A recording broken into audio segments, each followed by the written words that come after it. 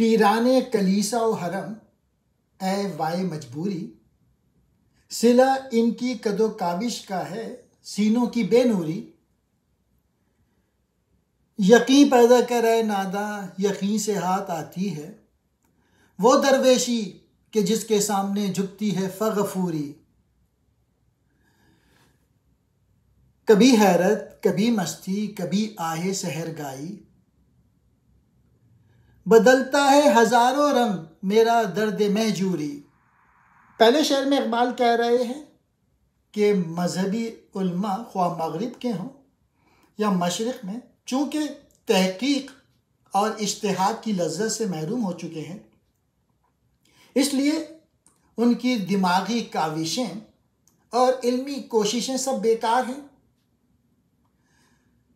ان کے سینے بے نور ہیں، یعنی ان ملاؤں میں اللہ تعالیٰ کی محبت کا رنگ نظر نہیں آتا۔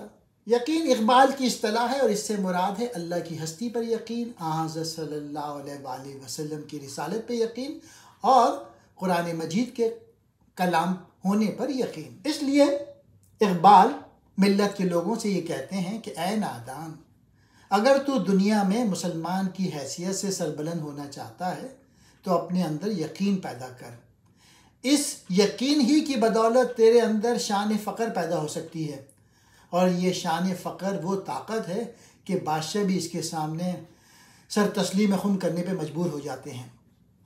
ایک اور جگہ اقبال نے یہی بات یوں کہی تھی، غلامی میں ناکام آتی ہیں تدبیریں نہ شمشیریں، جو ہو ذوق یقین پیدا تو کٹ جاتی ہیں زنجیریں۔ تیسرے شعر میں اقبال کہتے ہیں، محبوب سے جدائی کا دکھ ہزاروں رنگ بدلتا ہے، کبھی وہ حیرت بن جاتا ہے، کبھی مستی کی کیفیت طاری کر دیتا ہے، کبھی آہ سحر کی شکل اختیار کر لیتا ہے۔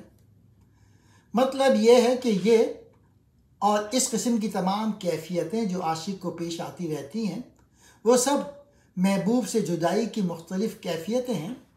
کلیسا کہتے ہیں گرجے کو، حرم کہتے ہیں کعبے کو، کد و کاوش کوششیں، فغفوری کہتے ہیں بادشاہت کو، درد مہجوری کہتے ہیں بچھڑنے کا درد۔